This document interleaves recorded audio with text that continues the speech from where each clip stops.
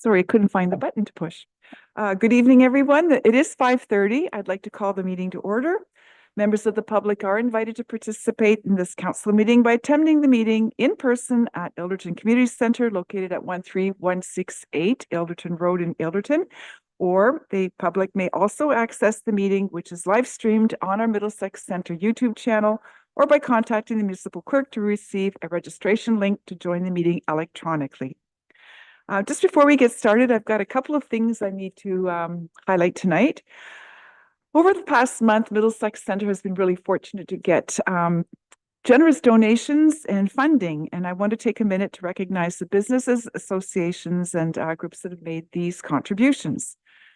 First off, Camoka Park, the Camoka Park's basketball court is getting a major refresh in 2025 thanks to a generous donation of $15,000 from Middlesex Paving and Maintenance and Leuna Local 1059. The donation is part of Leuna Local 1059's charity partnership program, and it continues a long line of donations from Middlesex Paving and Maintenance for improvements to the trails and amenities at that park. So, for example, earlier this year, they contributed all the asphalt to the new playground at that park. Second, Middlesex Centre Fire Services received a Fire Prevention Week public education kit featuring handy and fun items to remind people about the importance of fire safety. These will be distributed during visits to schools, fire truck tours, and community events throughout the year. The kit was prepared by the Fire Marshal's Public Safety Council, and Medallion Group Insurance by McFarland Rollins donated 10 kits across Ontario, with an additional donation of $2,500 provided by the Gore Mutual Foundation through their Brokers for Good program. And third, our community services team is excited to offer free public skating during the year and on special holidays, thanks to our local sponsors. So lace up your skates and get ready with your helmets and join in the fun on the ice at the Camoka Wellness Centre and the Alderton Arena. You can find a list of the sponsors and the skating dates on the municipal website, or watch our social media channels for updates that come up periodically. So I want to thank all of these businesses and groups for their support of Middlesex Centre programs and services. These donations are put to good use by our staff and are truly appreciated by everyone in our communities. So thank you very much. And I would also be remiss if I didn't take this opportunity to say thanks and acknowledge that Middlesex Centre is receiving $493,000, an investment from the province's Housing Enabled Water Systems Fund. This funding, actually, the amount that we're getting, is covering 73% of the costs for Middlesex Centre to twin the Glendon Drive water main, which will increase supply capacity and create a backup feed for Kilworth. So we thank the province for this significant investment in our community. Now, moving on to normal business. There are no additions to the agenda this evening. I'll look to members of council. Are there any disclosures of pecuniary interest? Seeing none, then we can move to the adoption of minutes, as there are no delegations this evening. The motion before us is that the minutes of October 2nd, 2024 meeting of council be adopted as printed. I need a mover, please. Thank you, Councillor Arts and Councillor Cates. All in favor? And that is carried.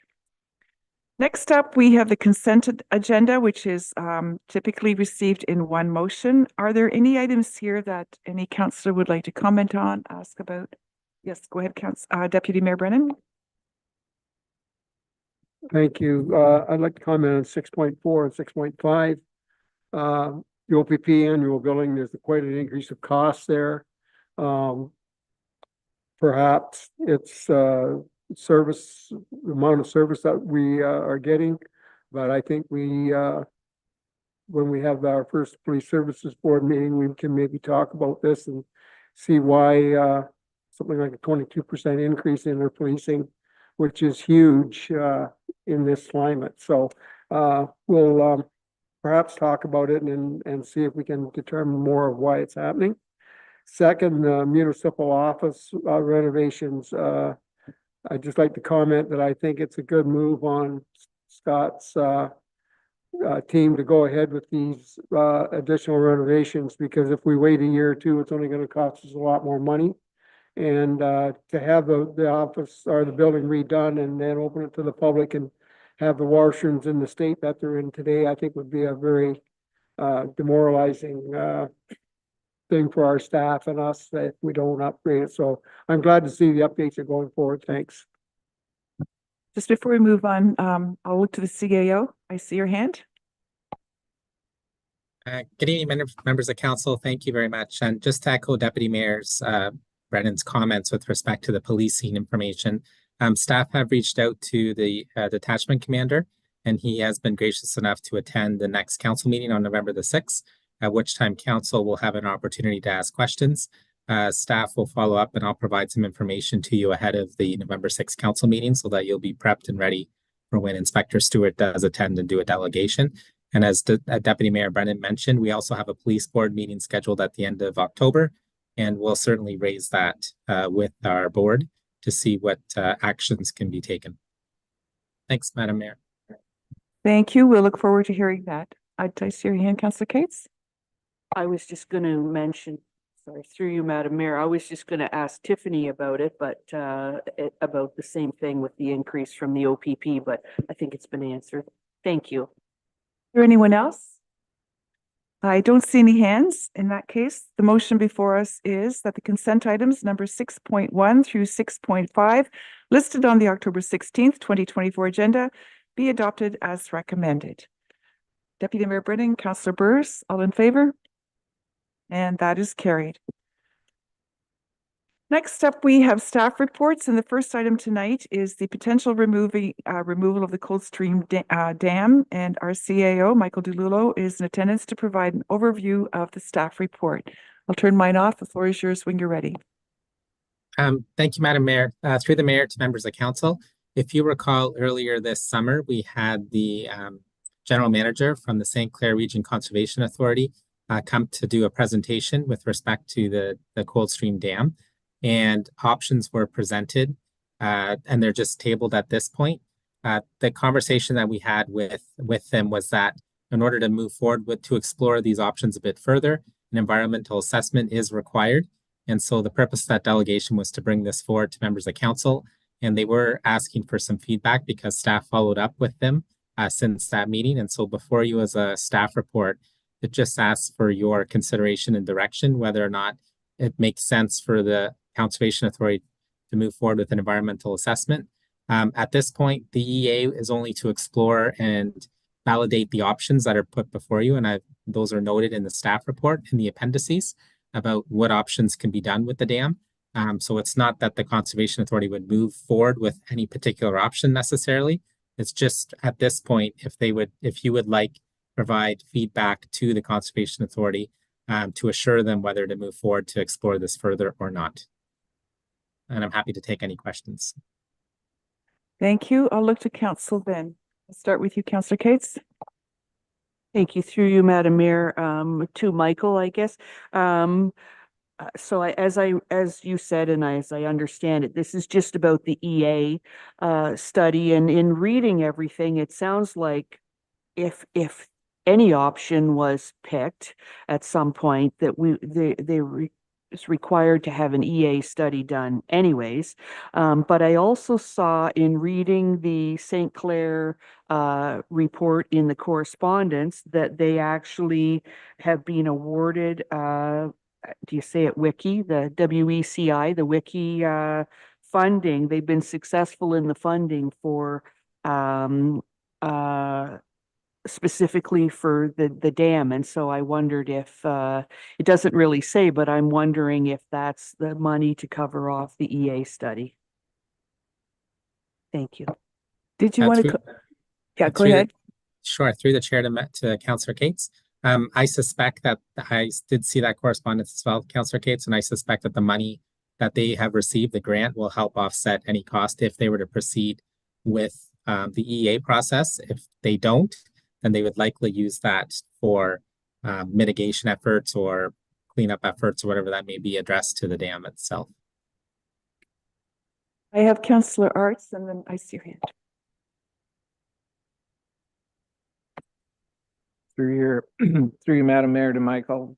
I had similar question that's Councillor Cates had about the Coldstream Dam repair project that St. Clair was awarded.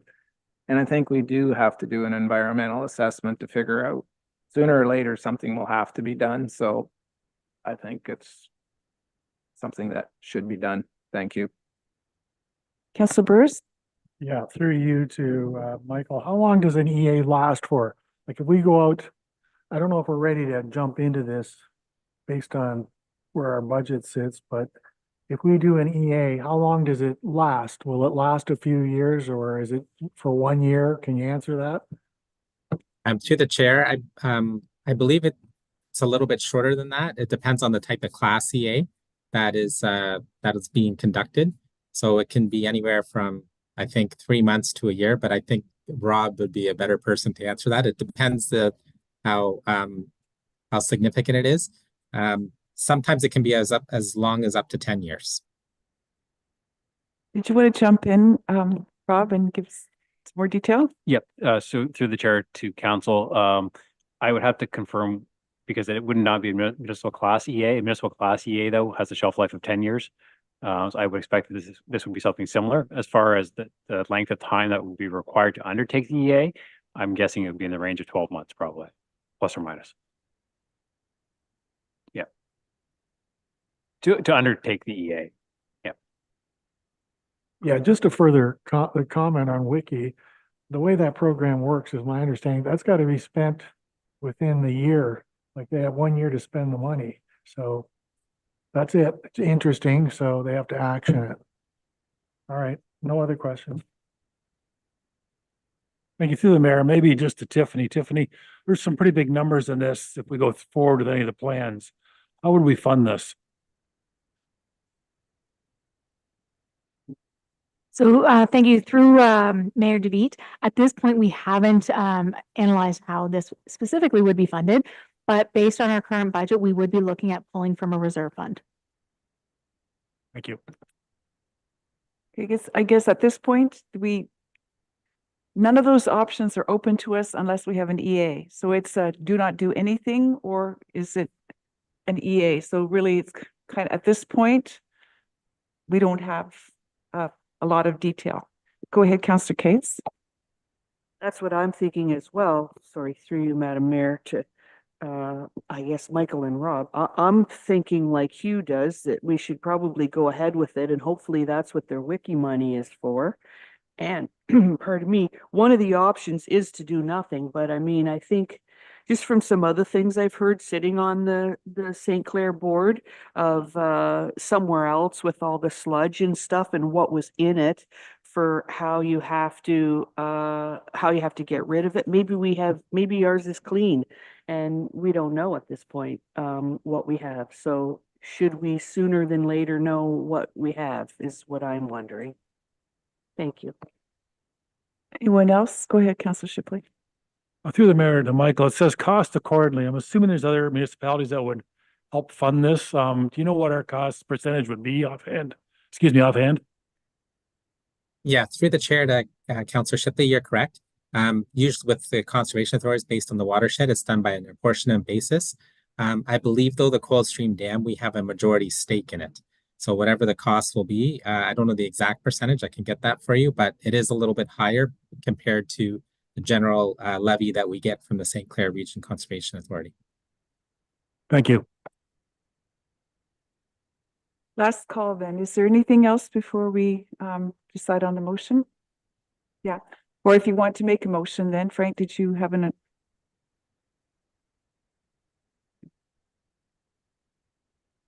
Okay.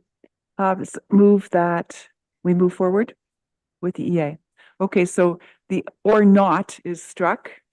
We will, the vote will be for deciding to move forward with the EA piece, notifying them and yeah. And we have a seconder, Sue. And I'll call the vote then. Oh, yes, go ahead. Good idea.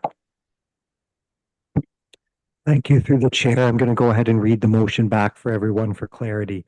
So the motion would be that report CAO 26, 2024, potential removal of Coldstream Dam be received and that council provide direction in regard to informing the St. Clair Region Conservation Authority to proceed with an environmental assessment for the Coldstream Dam.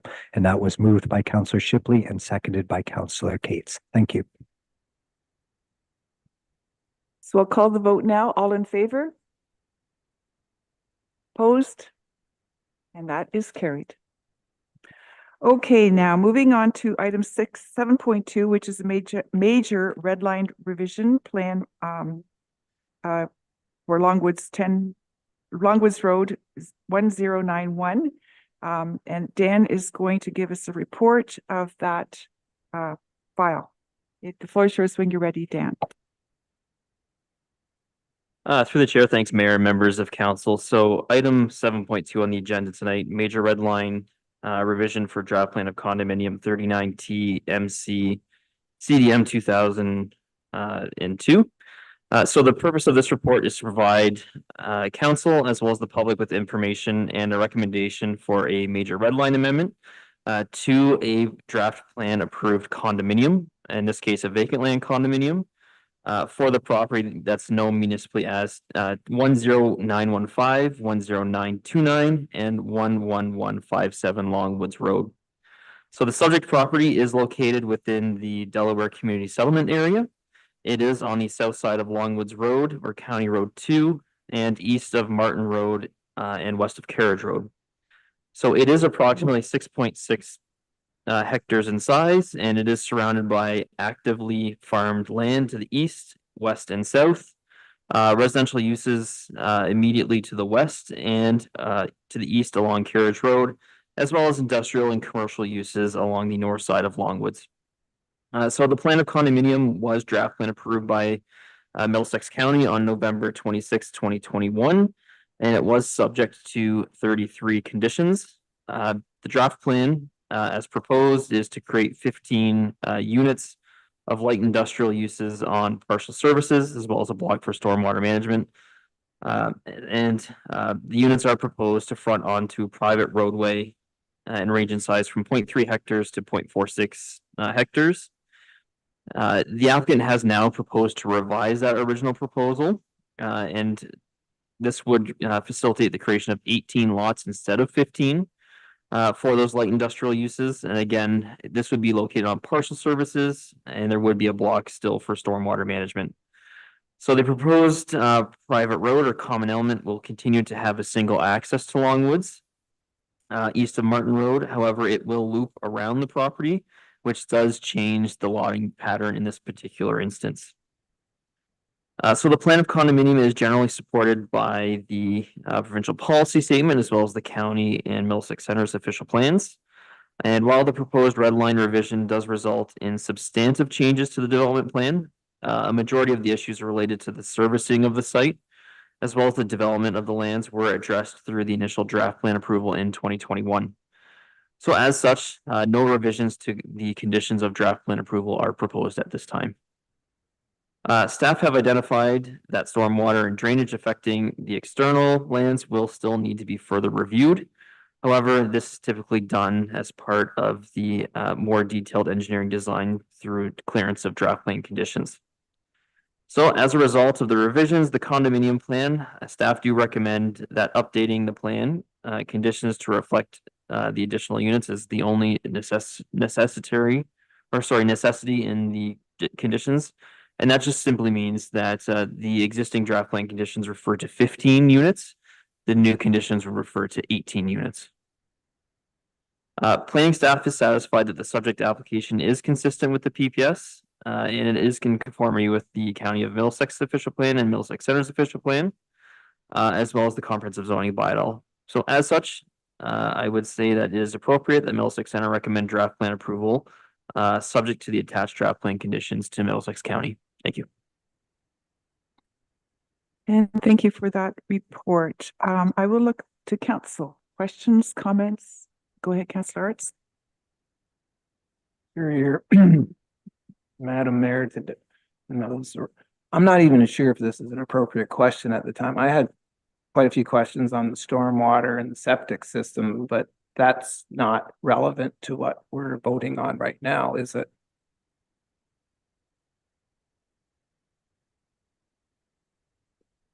Yeah, so through the chair, generally speaking, what we're doing now is just kind of establishing the lotting pattern based on the preliminary engineering designs that we have received. That more detailed engineering analysis and review kind of happens after those draft plan conditions have been established through the draft plan approval. So those conversations are still ongoing when it comes to stormwater management and control on site.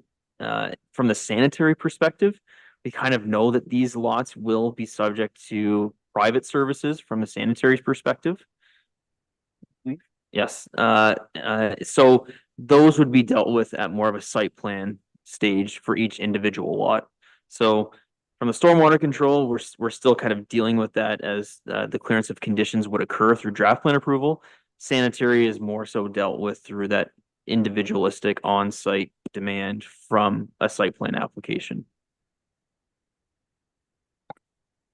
Yeah, through Madam Mayor. Yeah, so later on, I'll have, when it comes back, I'll ask those questions then. It's not gonna come back, is it? Yeah, so through the chair, just a point of clarification, that through the draft plan conditions, it wouldn't come back to council. But certainly staff are aware of the stormwater management control concerns that do exist on site, and we've been actively working and commenting with the applicant in this case to ensure it meets all of the local standards for stormwater management. Is there anyone else? Go ahead, Councillor Burrs. I have a couple of questions. You're going to tell me it's not appropriate to ask, but the current level of the project is below, it's quite below the road. Is it appropriate to ask that? Is the elevation gonna come up? Is there more dirt coming? Can anybody answer that, or you want me to wait? The agent is here. Through the chair to Councillor Burrs. So the site, through the site alteration agreement, they have been moving earth on the site and they will be setting it at a pre-grade level. So currently, probably the majority of the site is probably a meter, 3 feet below what the finished grades will be on the site. Okay, so more fill has to come in. Yes. So I have one other question. I think Steve Saker, you're the agent for this. I'm gonna ask through you to Steve. Can you answer this, or will you answer this? Have you pre-sold any of these units?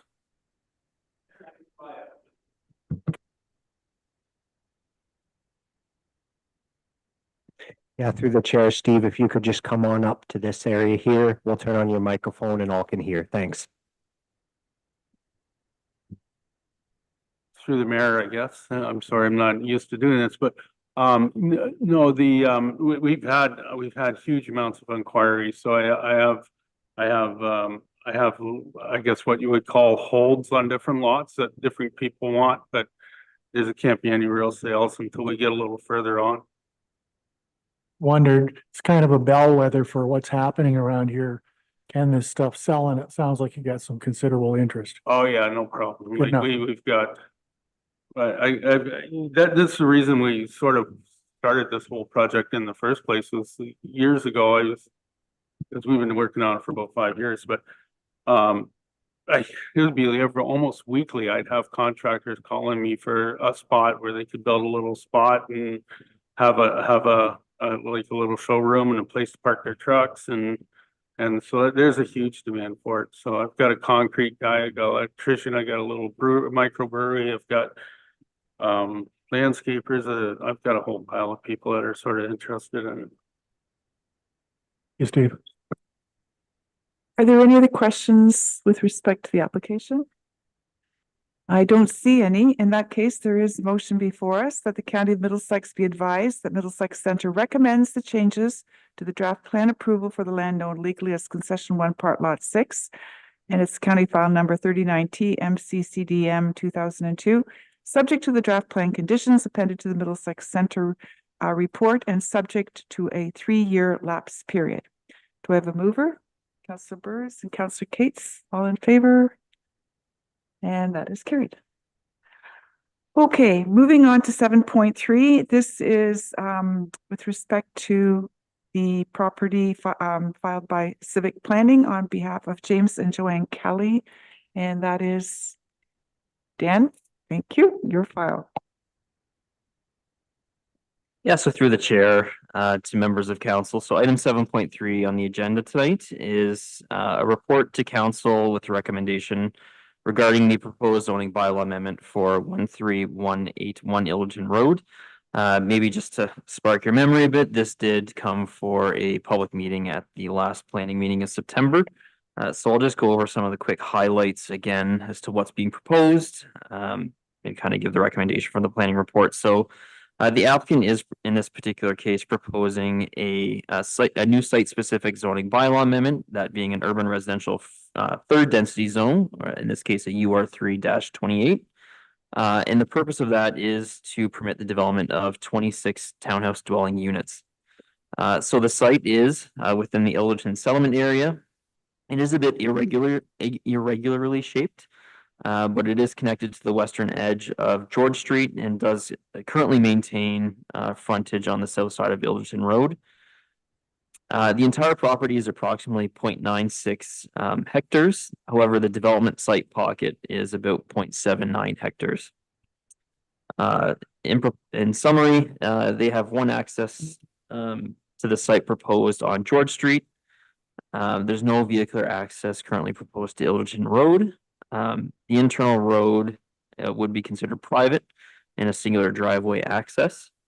Again, it's 26 townhouse dwelling units. Each townhouse unit is proposed to be 2 stories in height, and each unit does have a private amenity space and patio in the rear yard. There's no communal amenity space that is currently proposed. They do have 2 parking spaces per unit, as well as 7 additional visitor parking spaces. But there is no, I would just note, there's no on-street parking, as this is a private road. And a community mailbox, would be placed on site in terms of Canada Post requirements. I would also note that there is one sidewalk that they are suggesting to connect on to the existing sidewalk within George Street. So the proponent in this case did hold a virtual community meeting, community information session on February 1st, 2024. And as I mentioned, this did come before council at the last September 18th public meeting. We didn't hear a lot of comments in terms of the public, and the comments that we did hear from council. We did go back and have additional conversations with the applicant. So I would suggest that the bylaw that is attached to the agenda tonight does reflect those comments that we've heard from staff as well as council. Generally speaking, the reductions that they have there more so relate to the unique characteristics of the lot. And given that, it is an infill development, it is a higher density form of development.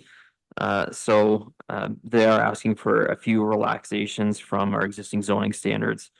So some of those would be, for instance, the minimum lot frontage requirement. So knowing that the actual frontage is on George Street, they're looking for a reduction of that. So pretty straightforward. They are looking for minimum front yard setbacks of 6 meters, and that's for the individual units on site. So what we're saying is you have to provide a minimum 6-meter driveway essentially to each unit. And then looking for reductions potential to interior side yard setbacks when you're abutting commercial lands as well as residential lands. We did have discussions on minimum side yard setbacks and reductions, and it's more so specifically to the entrance that kind of comes in off George Street. So if you do notice on the plan, it looks like the unit is very close to where the existing property line is, but that is a private road access at that point in time. So staff didn't really have a major concern with that reduction to that 0.6 meters, as confirmed with our public works and engineering as well as our building staff. And I would also note that the consultant in this case was looking at reducing rear yard setbacks against the existing neighboring development. We did kind of have additional conversations with them to that effect, and we kind of landed on saying, okay, well, if this is a backyard for these units, if there's going to be habitable spaces that face onto those frontages, then we would want at least 6 meters. However, if there's a situation where there's a side of a unit that's facing a rear yard that doesn't have windows within those habitable spaces, then we are saying that it's the potential to reduce to 4 meters is appropriate in those cases. And that's essentially because you don't have people looking down back into the rear yards of the existing properties. They are asking for an increase to the maximum density on site from 30 to 35 units. And then the additional clause that we have in there is more so a housekeeping clause for us as how we interpret units versus lots for vacant land condominium units. So that really is just to clarify that the zone applies to the lands as a whole, not to individual specific units after it comes in as a condo plan. So I would say that the zoning bylaw amendment is generally supported by the policies of the provincial policy statement as well as the county and Middlesex Center's official plan. So with that said, I would say that staff are recommending the inclusion also of a holding symbol in this particular case in H2, which would just simply require that the applicant come in for site plan approval. So holding could be removed once they enter into an agreement on site. And that's really that site plan approval process is where we would do the more technical design review to make sure that the site meets all of our required engineering standards for the municipality. So given the above, I am recommending that the requested zoning bylaw amendment, as suggested by staff, is appropriate for the subject lands. And I recommend approval of the rezoning to a new site-specific urban residential exception 28 zone with the H2 hold. So thank you, and we're certainly available to answer any questions that council may have. And thank you. I'll look to council then. Questions, comments? I don't see any hands. I would entertain a motion then, well, I'll read the motion, but that's the zoning bylaw amendment application as amended to rezone a part of the land at 1318 Ilderton Road from existing use to urban residential third density exception 28 for medium density residential development be approved, and that the holding symbol H2 be applied to the land zoned urban residential density exception 28 to require a site plan agreement to be entered into with the corporation of the affected lands be approved. Mover, please. Councillor Burrs and Councillor Arts, thank you. All in favor? Everybody, that's carried. Thank you very much. And now we can move on to correspondence items. And we have a number here in front of us. Is there anything here that anyone would like to speak to? Go ahead, Councillor Arts. 9.3 request for support for Jessica's house. I think they're just asking us to support it and not contribute financially. So I think I've known people that have used that. Very good place. Yeah. So we have a motion, seconder, Councillor Burrs, thank you. I'll call the vote. All in favor of supporting? And that is carried. Thank you. Then we have number 9.1 and 9.2. Is there anything anyone wants to comment on? Seeing none, there is a motion before us that correspondence items 9.1 and 9.2 be received as information. Councillor Shipley, thank you. And Deputy Mayor Brennan, thank you. All in favor? And that is carried as well. Okay, and now we have minutes of local boards and advisory committees. We've listed separately in case we have comments from anyone who's on a board or wants to speak to anything. I don't see any hands, so the motion before us is that the minutes of local boards and committees listed on the October 16th, 2024 council agenda be received for information. And I need mover, please. Councillor Cates and Councillor Burrs, thank you. All in favor? And that is carried.